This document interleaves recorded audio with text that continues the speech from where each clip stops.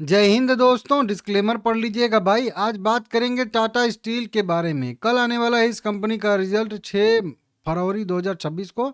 और इंटरेस्टिंग बात है कि रिजल्ट 6 बजे के आसपास आएगा भी, पीएम, ठीक है ना। तो कल शाम को इसका रिजल्ट आने वाला है, 5 से लेकर 6 के बीच में मान के चलिए कि रिजल्ट इसका आ जाएगा। जब भी रिजल्ट आएगा इसी चैनल पे आप लोगों को मैं अपडेट दे दूंगा, ठीक है ना। 198 रुपये, 200 रुपये के आसपास करेंट प्राइस है। 1.25% की तेजी देखने के लिए मिल रही है, जबकि मार्केट में उलट आधे परसेंट की गिरावट है। कंपनी 2% के आसपास का डिविडेंड भी देती है। 2.5 लाख करोड़ की मार्केट कैप वाली कंपनी है। बढ़िया कंपनी है, दिग्गज कंपनी है, अच्छी कंपनी है मेटल सेक्टर की, ठीक है ना। अब इस कंपनी का आने वाला है रिजल्ट। रिजल्ट से पहले क्या आता है, पूर्वावलोकन, प्रीव्यू।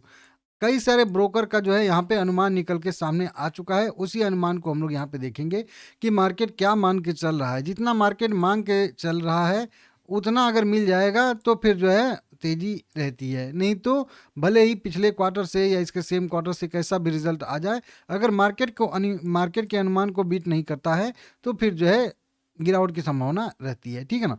तो आपको भी पता रहना चाहिए कि मार्केट का क्या अनुमान है, मतलब मार्केट में लोग जो हैं एक्सपर्ट हैं, ब्रोकरेज एजेंसियां हैं, उनका क्या मतलब अपडेट है, ठीक है ना, क्या मान के चल रहे हैं। तो देखिए मैं आप लोगों को बता दूं यहाँ पे कि यह केवल अनुमान है, ये क्लियर नहीं है। क्लियर रिजल्ट दो कल ही आएगा, जब कह लीजिए कि वहीं मतलब कि हो जाएगा, जब मतलब कह लीजिए, ठीक है ना, इस तरीके से।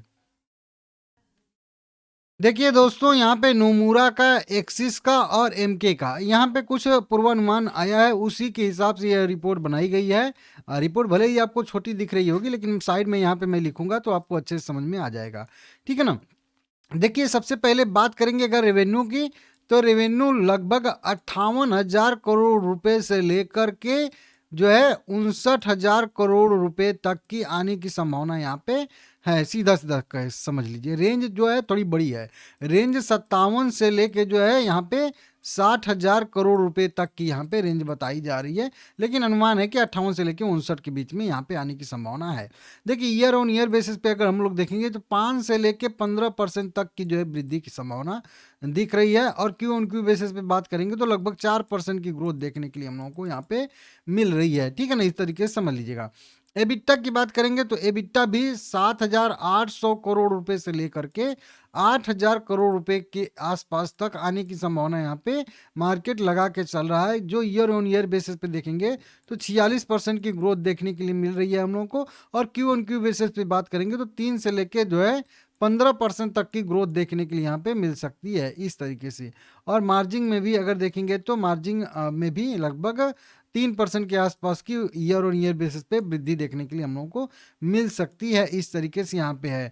हायर कोकिंग कोल कास्ट की बात करेंगे तो एनएसआर की, तो लगभग 180 से लेके 2,000 टन जो है वो ड्रॉप कर सकता है क्यू ऑन क्यू बेसिस पे। मतलब पिछले क्वार्टर से 1,800 करोड़ से लेके जो है यहाँ पे 2,000 करोड़ टन के मतलब हिसाब से ड्रॉप कर सकता है इनका, ठीक है ना।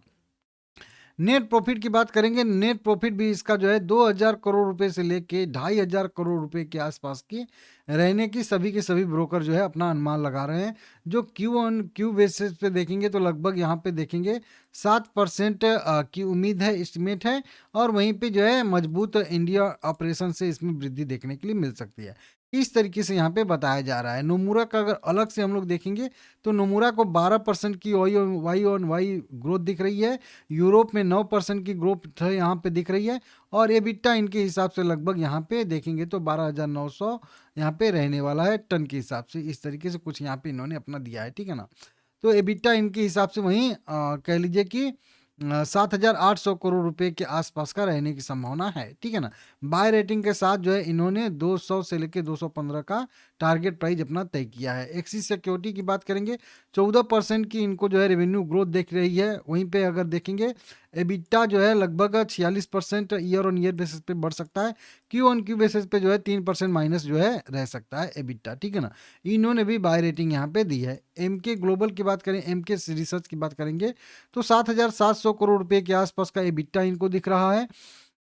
और वहीं पे बात करेंगे तो जो अगर क्यू ऑन क्यू बेसिस पे 15% की इनको जो है एबिटा में गिरावट देखने के लिए मिल रही है। देखिए डिटेल सभी लोग एकदम परफेक्ट नहीं बता रहे हैं, लेकिन थोड़ा-थोड़ा इधर-उधर करके सभी लोग आईसीआईसीआई डायरेक्ट का भी यहाँ पे देखेंगे तो बाय रेटिंग के साथ ₹110 का टारगेट दे रहा है। यहाँ पे देखेंगे तो इसने भी यहाँ पे जो है बाय रेटिंग दिया है, ठीक है ना? तो इस तरीके से कई सारे अपडेट आ रहे हैं, ठीक है ना? और भी अगर हम लोग देखेंगे तो देखिए यहाँ पे एचएसबीसी का देखेंगे बाय रेटिंग के साथ 215 का जो है टारगेट दे रहे हैं। इनको भी है कि इंडियन ऑपरेशन मजबूत रह सकता है, यूरोप में भी इम्प्रूवमेंट की उम्मीद है, लेकिन ओवरऑल मार्जिन पर प्रेशर रहेगा और इंडिया वॉल्यूम ग्रोथ से जो है सपोर्ट मिल सकता है। मतलब यहाँ पे थोड़ा सा जो है कह लीजिए कि मार्जिन में प्रेशर रहने वाला है, ये यहाँ पे बताया जा रहा है, लेकिन घरेलू डिमांड अच्छी रहेगी, इससे थोड़ा सा सपोर्ट मिलेगा, बढ़िया रिजल्ट आने की संभावना रहेगी, लेकिन पिछले क्वार्टर से थोड़ा सा कम उम्मीदें जताई जा रही हैं। मॉर्गन स्टैनली भी ओवरवेट रेटिंग के साथ 200 के टारगेट के लिए